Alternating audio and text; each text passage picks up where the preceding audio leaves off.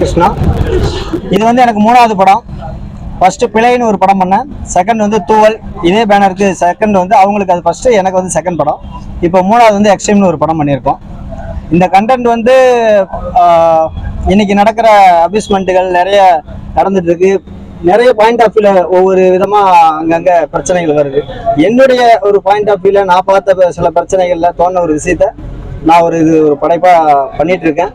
நீங்க வந்து சுதந்திரம், சுய கட்டுப்பாடு, இதுக்கு வித்தியாசம் தெரியாம சில மிகைப்படுத்தப்பட்ட பிரச்சனைகளால் நடக்கிற ஒரு விஷயத்த நான் எடுத்து இங்க சொல்லியிருக்கேன். நீங்க எல்லாம் பார்த்து உங்களுடைய இது சொல்லுங்க. அதுக்காக நான் ரிசல்ட்டுக்காக வெயிட் பண்ணிட்டு இருக்கேன். தேங்க்யூ.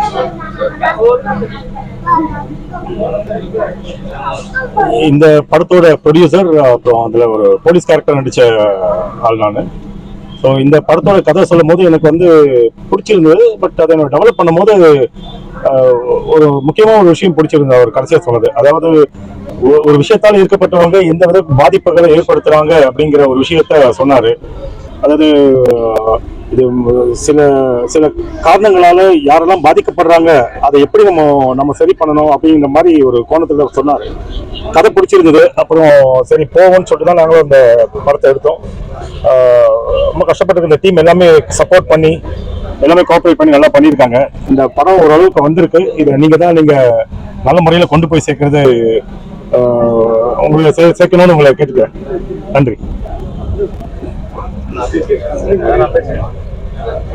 எல்லாருக்கும் வணக்கம். ஃபர்ஸ்ட் வந்த ப்ரெஸ் மீடியா எல்லாருக்கும் ரொம்ப நன்றி. அண்ட் உங்களோட சப்போர்ட் அண்ட் லவ் எப்பவும் தேவை. இந்த படத்தில் நான் ஒரு முக்கியமான ஒரு கேரக்டர் பண்ணியிருக்கேன். அந்த கேரக்டர் கண்டிப்பாக எல்லாருக்கும் ஒரு இம்பேக்ட் கிரியேட் பண்ணணும்னு நினைக்கிறேன். அண்ட் எல்லாரும் சப்போர்ட் பண்ணுங்க. தேங்க்யூ. எல்லாருக்கும் வணக்கம்.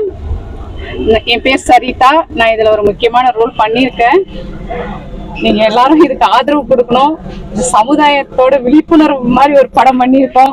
எல்லாரும் பொதுமக்கள் எல்லாம் ஆதரவு கொடுக்கணும். இந்த படம் நல்லா வரணும். நிம்ம கையில தான் இருக்கு. தேங்க்யூ.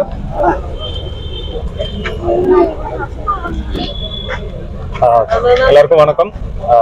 எக்ஸ்ட்ரீம் மூவி நல்லா வந்திருக்கு. இதில் ஒரு கேரக்டர் பண்ணியிருக்கேன் நான். டைரக்டர் சாருக்கும் ப்ரொடியூசர் சாருக்கும் ரொம்ப தேங்க்ஸ்.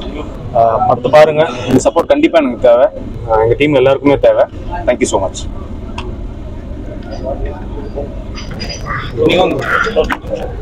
வணக்கம். நான் ராம்கோபி, இந்த எக்ஸ்ட்ரீம் மூவியோட எடிட்டர். படம் நீங்கள் எல்லாம் பார்த்துருப்பீங்க. நீங்கள் நல்ல ரிவ்யூஸ் கொடுத்து படத்தை நல்லா ஓட வைக்கணும்னு நன்மையாக கேட்குறேன்.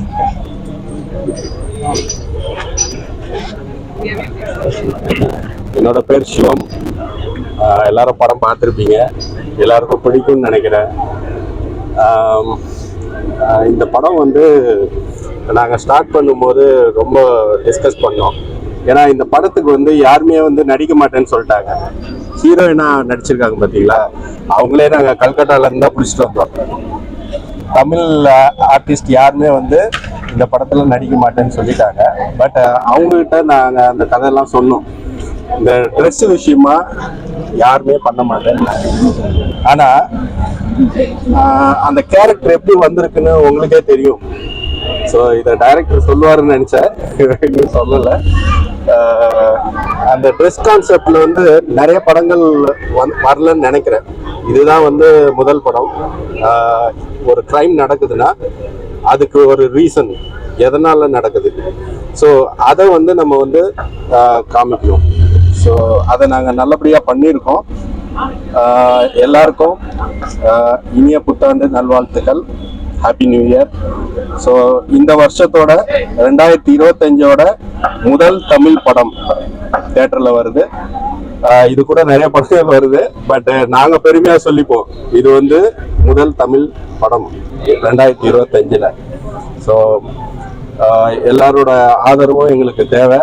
ஸோ பத்திரிகையாளர்கள் அனைவருக்கும் என்னோட புத்தாண்டு நல்வாழ்த்துக்கள். Thank you very much.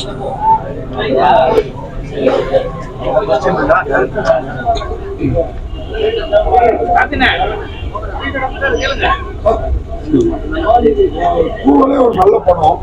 அது ரிலீஸ் பண்ணி கொஞ்ச நாள்லயே ரிலீஸ் பண்றீங்க, என்ன நோக்கம்? ஏன்னா இது வேற களமா இருக்கு. டைரக்டர் ஒரு நல்ல பேர் கிடைச்சது. ஏன்னா மணிவண்ணன் சார் தான் இந்த மாதிரி வேற வேற ஜேனர்ல பண்ணிட்டு போகுது. அதுக்கப்புறம் பார்க்குற பழைய கூட ஒரு வித்தியாசமான கதை ஒன்று பண்ணுங்க. உடனே ரிலீஸ் பண்ணி உங்க பேரை நல்ல இருக்கீங்க பாக்குறீங்களா? உதய சொத்தும் கெயினா இருக்குங்களா? இன்னொரு பப்ளிசிட்டிலாம் கவனம் செலுத்தி நல்லா ஒரு படம். Thank you sir. அதாவது நீங்க சொன்னீங்க இல்லையா, மணிவண்ணன் சார் மாதிரி அவரு மாதிரி, ஏன்னா இப்ப யாரும் அந்த மாதிரி எடுக்கிறது இல்லை. ஏன்னா ஒரு டைரக்டர் அப்படின்னாலே அவருடைய ஒரு படம் பார்த்தாவே கடைசி படம் வரைக்கும் அவங்களுடைய ஒரே ஸ்டைலா தெரியும். அதனால இந்த படத்தை பார்த்தாவே இவர் தான் டைரக்டர்னு கண்டுபிடிக்க முடியும். பட் மணிவண்ணன் சார்து மட்டும்தான் அப்படி கண்டுபிடிக்கவே முடியாது. எனக்கு ஆசையும் அது மாதிரி என்னுடைய படம் இவன் இந்த பையன் இதுதான் பண்ணுவான் அப்படின்னு யாருமே ஜட்ஜ் பண்ணக்கூடாது. எது சொன்னாலும் அதை அவன் வித்தியாசமா அவன் பண்ணிடுவான். இந்த மாதிரி வெரைட்டி அவனால பண்ண முடியும் அப்படின்றத நான் வந்து சாதிக்கணும்னு நினைக்கிறேன். அதை பண்ணி பார்க்கணும்னு நான் நினைக்கிறேன். அதை தான் நான் பண்ணிட்டு இருக்கேன். இது வந்து பாத்தீங்கன்னா நம்ம உடனுக்குடனே பண்றோம் அப்படின்னா, நம்ம வந்து கொரோனா முடிஞ்ச அந்த டைம்ல நான் எடுத்தது தான் தூவல் படம். இது வந்து நாங்க இப்போ ஒரு 1 இயருக்கு முன்னதான் ஸ்டார்ட் பண்ணோம். இது அதனால ப்ரொடியூசருக்கு வந்து எல்லாமே நான் சொல்லிட்டு தான் எடுக்கிறேன். அதாவது வந்து தூவல் வந்து பைசா வராது, அவார்டு தான் கிடைக்கும் அப்படின்னு உண்மையை சொல்லிட்டு தான் நான் எடுத்தேன். பட் இதை நான் ட்ரெய்லர்ல பிசினஸ் ஆகும்னு நினைச்சேன். ஏன்னா இது ஒரு கான்ட்ரவர்சியான கண்டென்ட். அதனாலதான் இங்க வந்து நிறைய ஹீரோயின்ஸ் வந்து இதை நடிக்க மாட்டேன்னு சொன்னதுக்கான ரீசன் என்னன்னா, அவங்க போடுற ஆடையை நான் வந்து குறை சொல்றேன் அப்படின்ற சென்ஸ்ல அவங்க வந்து அதை பாக்குறாங்க. ஏன்னா ஏ கிளாஸ் பீப்புள் எல்லாமே இந்த மாதிரி ட்ரெஸ் அணிவாங்க. அவங்க சர்க்கிள்ல போகும்போது அவங்க யாருக்குமே அது வந்து ஒரு பெரிய ப்ராப்ளமா தெரியாது. ஏன்னா அது ஆஸ் யூஷுவல் அப்படின்னு இருப்பாங்க. பட் அவங்க சி கிளாஸ் பீப்புள், பிசி இந்த மாதிரியான ஒரு நார்மல் ஏரியால போகும்போது அவங்களுடைய கண்ணோட்டம் வேற. ஏன்னா இங்க ஒவ்வொருத்தருடைய பாயிண்ட் ஆஃப் வியூ வெவ்வேறு மாதிரி இருக்கும். அவங்களுடைய வாழ்வியலுக்கு தகுந்த மாதிரி தான் அவருடைய பாயிண்ட் ஆஃப் வியூ மாறும். அப்படி இருக்கும்போது அதனால ஈர்ப்பு ஆகிறவன் அவங்களை எதுவுமே தொட முடியாது. ரீசன் என்னன்னா போலீஸ், ஃப்ரெண்ட்ஸ், பேரண்ட்ஸ் இப்படின்னு நிறைய அவங்களுக்கு வேலி இருக்கும். பட் இது எதுவுமே இல்லாத சில பேர் இருப்பாங்க இல்லைங்களா, அவங்க மேல இதை திணிக்கப்படும் போது, பட் இதுக்கு ஒரு மறைமுகமான ஒரு காரணமா அதுவும் ஒன்னா இருக்கு. அது மட்டுமே காரணம் இல்ல, அதுவும் ஒன்னா இருக்கு அப்படின்றதான் நான் சொல்ல வந்தேன். அது இங்க நிறைய பேர் அக்செப்ட் பண்ணதுனால அவங்க அது சொல்றாங்க. எனக்கு என்னன்னா, இங்க நம்ம உண்மையை சொல்லுங்க. ஏன்னா பெண்களுக்கு பேவரா பேசினா மட்டுமே இங்க வந்து பொழப்பு ஓட்ட முடியும் அப்படின்னு வந்து நிறைய போயிட்டு இருக்குங்க. அப்படி கிடையாது. நம்ம உண்மையிலேயே அவங்களுக்கு பேவரா பண்றோம் அப்படின்னா அவங்களுக்கு வந்து ஜான்ரா தட்டுறது, சப்போர்ட் பண்றது அது கிடையாது.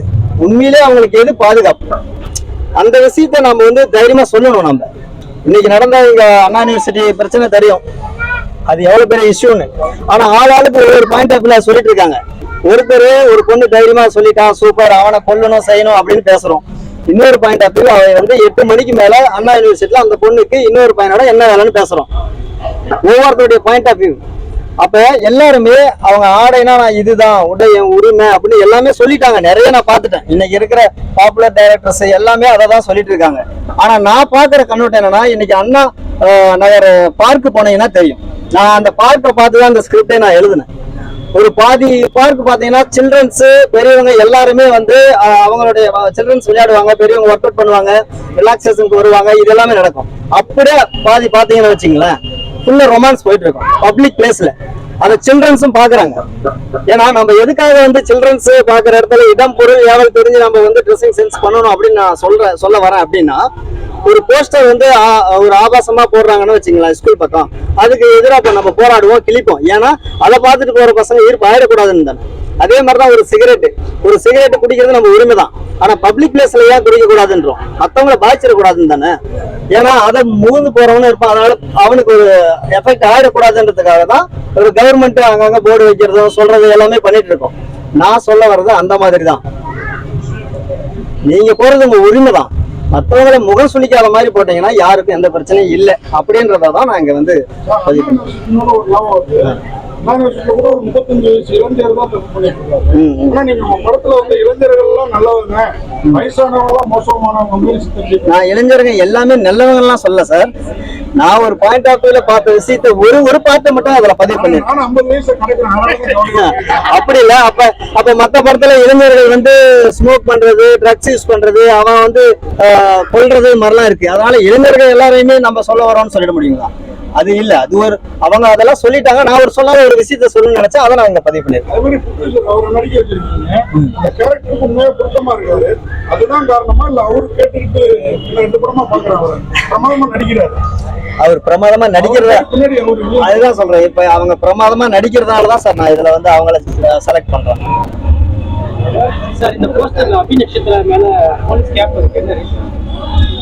அதான் சார், இப்ப வந்து ஒரு பாதுகாப்பு அப்படின்றதுதான் சார் போலீஸ். ஏன்னா இப்ப நம்ம போலீஸை எங்க பார்த்தாலும் குறை சொல்லிட்டே இருக்கோம். எல்லா இடத்துலயுமே நம்ம வந்து போலீஸ் வந்து குதிரைக்கா போய் சிலுமிசம் பண்ணா கூட நிக்க முடியாது. நம்ம ஒண்ணு வந்து இங்க நான் வந்து பதிவு செய்ய விரும்புறேன். நம்ம அரசாங்கத்தை குறை சொல்றது, போலீஸை குறை சொல்றது, இதெல்லாம் பண்ணிட்டு இருக்கோம் இல்லைங்களா? எல்லா இடத்துலயும் நம்மளை பாதுகாக்க முதல்ல முயற்சி எடுக்கணும். அதுக்கப்புறம் தான் இது வந்து பாதுகாப்பு அப்படின்றதுக்காக மட்டும் நான் போலீஸ் கேப்பை வச்சிருக்கேன். அபிநேசரம், உங்களுக்கு ஒரு கேள்வி. அதெல்லாம் நம்ம ஊர் ஹீரோயின்ஸ்லாம் குழந்தைக்கு அம்மாவா 2 குழந்தைக்கு அம்மாவா நடிக்கிறதுக்கு வேணாம்னு தயங்குவாங்க. ஆனா வந்து நீங்க ரொம்ப சின்ன பொண்ணா இருக்கீங்க. என்ன சொன்ன கூட என் 3 வயசு தான் இருக்கும் நினைக்கிறோம். ரொம்ப நல்லா நடிக்கிறீங்க குழந்தைக்கு. இந்த மாதிரி ஒரு கூட்டுப்பாடு அந்த மாதிரி விஷயத்துல நடிக்கிறதுக்கு எப்படி சமூகத்துக்கு விழிப்புணர்வு ஏற்படுத்து அப்படிங்கிற காரணம் மட்டும்தானா? கண்டிப்பா சார், கண்டிப்பா சார். விழிப்புணர்வுக்காகத்தான் இந்த கேரக்டருக்கு வந்து நான் ஒத்துக்கிட்டேன். உங்களோட ஃபியூச்சர் ஐயோ அப்படி நான் நடிகைங்க, நான் ஆர்டிஸ்ட், ஓகேனா கலைஞர்.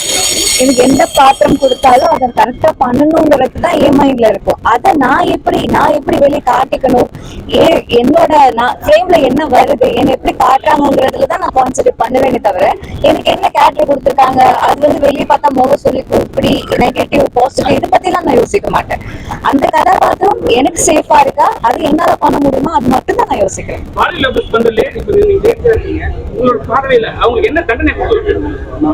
தண்டனை கொடுக்காத சட்டம்ல நிறைய இருக்குங்களே. சட்டம் இருக்கு. ஏன்னா நீங்க ஒரு பெண், சரிங்களா? எல்லா விஷயமும் நீங்க பாத்துட்டே வரீங்க. டோட்டலா இப்ப தமிழ்நாட்டு விஷயத்தையே நீங்க பாக்குறீங்க. உங்களோட விஷயம் என்ன சொல்லுவீங்க? அவங்களுக்கு என்ன தண்டனை கொடுக்கலாம்? சட்டம் கொடுக்குறது வேற, பெண்கள் ஒரு விஷயம் இருக்காங்களே, அவங்க எல்லாம் ஒரு விஷயம் சொல்லுவாங்க, இவங்க சொல்லணும் இல்ல தண்டனை வந்து வேற சரியா இருக்குன்னு சொல்லுவாங்க. நீங்க என்ன பாக்குறீங்க? இந்த மாதிரி அட்டெம்ப்ட் நடந்தாலே அது ஒரு எப்படி சொல்றது, கடுமையான தண்டனை கொடுக்கணும் தான் நான் சொல்லுவேன். இந்த மாதிரி அட்டெம்ப்ட் நடந்தாலே ஆயுள் தண்டனை கொடுக்கறதுல தப்பு.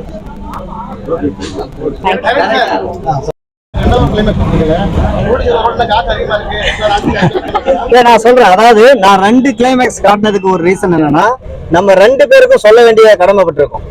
வெறும் லேடிஸை மட்டுமே நம்ம சொல்லிடக்கூடாது. ஜென்ஸுங்களும் அளவுக்கு அதிகமா மீற அவங்களுடைய பிரச்சனைகளையும் தான் நான் சொல்ல வரேன். இப்ப ஜென்ஸுக்கு என்ன சொல்லியிருக்கேன், அதாவது வந்து பாத்தீங்கன்னா ஒரு அனிமல்ஸுக்கும் மனுஷனுக்கும் ஒண்ணுதான் வித்தியாசம். உணர்ச்சியை கட்டுப்படுத்துறவன் தான் மனுஷன், அதை மீறவன் மிருகம். நம்ம என்னதான் அவன் நீடாவே நின்றாலும் நம்ம அதை கட்டுப்படுத்தி இருக்கதான் நம்ம மனுஷன், அதை மீறினா நம்ம மிருகம் அப்படின்றத சொல்லி ஒரு கிளைமேக்ஸ் நான் முடிச்சிருப்பேன். இன்னொன்னு, எல்லாருமே ஏதாவது ஒரு பொறுப்புக்காக இப்ப மேக்சிமம் நம்ம இப்படி கட்டுப்படுத்திட்டு இருக்கிறவங்களையும் நம்ம அவங்களையும் எல்லை மீறி அவங்க வந்து தப்ப வெளியே செய்யற அளவுக்கு நம்ம தூண்டிடவும் கூடாது அப்படின்றதுக்காக தான் இந்த 2 கிளைமேக்ஸை நான் சொல்லிடுறேன். உங்களோட பார்வையில வந்து நம்ம வயசுல உள்ளவங்க கூட கட்டுப்படுத்திடுறாங்க, வயசானவங்களை கூட கட்டுப்படுத்த முடியலன்னு சொல்லுவீங்க? அப்படி இல்லை சார். நான் வந்து எல்லா வயசுலயுமே உணர்வு இருக்கு சார். அந்த எல்லா வயசு உள்ள உணர்வுகளையும் நம்ம வந்து தூண்டிடக்கூடாது அப்படின்ற ஒரு நல்ல ஒரு எண்ணத்துலதான் நான் சொல்லியிருக்கேன். ஒரு வயசு அப்படின்றதுல அது சின்ன பசங்களா இருந்தாலுமே அதை பண்ணுவாங்க. நான் சொன்னேன் இல்லையா, அதாவது போஸ்டர் ஒரு ஸ்கூல் பக்கம் போனா அந்த போஸ்டர் ஏன் கிழிக்கிறோம், ஒரு ஆபாசமான இதனா அந்த சின்ன பசங்க பாதிச்சிடக்கூடாதுன்னு தான். அது மாதிரி நிறைய படங்கள்லயும் பார்த்திருக்கேன். நான் பழைய விஜயகாந்த் சார் படத்துலயும் பார்த்திருக்கேன். அது பசங்க போகும்போது அதை கிழிப்பாங்க அந்த போஸ்டர். பட் நம்ம இப்ப சொல்ல வேண்டியது என்ன, இன்னைக்கு அந்த அயனாவரத்தில் நடந்த சம்பவங்கள் நிறைய அபார்ட்மெண்ட் நடந்துட்டு இருக்கு. அந்த ஒரு விஷயத்த இங்க பதிவு பண்ணணும், அதுக்கு ரீசன் இதுவும் ஒண்ணு இருக்கு அப்படின்றதுக்காக மட்டும்தான் அதை வச்சிருக்கு. பெரியவங்களை மட்டும் நம்ம சொல்றதுக்காக இல்லை சார். போராட்டம் பண்றதுக்கு அவர் வர்றாரு, இந்த மாதிரி எங்க பொண்ணு வந்து இது பண்ணிட்டாங்கன்னு சொல்லிட்டு அவங்கள வந்து பின்னாடி பாத்தீங்கன்னா அவங்க ட்ரக் யூஸ் பண்ற மாதிரி தான் காட்டுறீங்க. ஏன் அந்த மாதிரிலாம் அவங்களை காட்டுறீங்க? போராட்டம் பண்ற டீம்லாம் வந்து ட்ரக் யூஸ் பண்றாங்களா? போராட்டம் பண்ற டீம் என்கவுண்டர் அவர் தான் பண்றீங்க. அப்படி கிடையாது. உள்ள அவங்க போனாங்கன்னா அவங்களுக்கு தூக்கு தண்டனை தான். இன்னைக்கு போராட்டம் வந்து ஃபுல்லா எல்லாருமே சார். அவர் எப்படி பனிஷ் பண்ணுவாருன்றத முதல்ல நான் சொல்லிட்டேன்.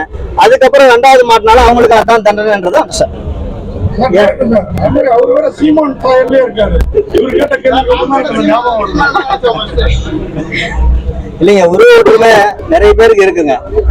அந்த கெட்டப்ல அவர் அப்படி இருக்காரு. இதே போன படத்துல பாத்தீங்கன்னா தூவல் அப்படி தெரியல இல்லைங்களா?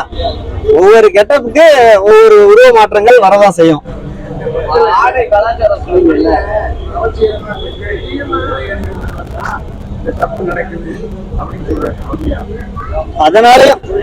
அதனாலயும் நடக்குதுன்னு சொல்லியிருக்கேன் சார். அதான்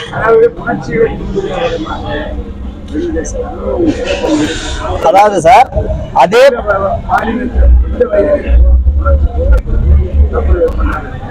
ஆமா சார், உணர்ச்சியை தூண்டுனா தப்பு அதுதான் எல்லாருக்குமே தூண்டப்படும். தூண்டப்படும் போது நம்ம மாதிரி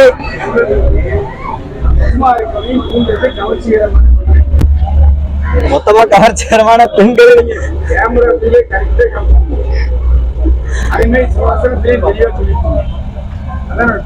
எல்லை மீறிய கவர்ச்சி தூண்டப்படும் சொல்றேன் சார். கவர்ச்சி மட்டும் கிடையாது சார்.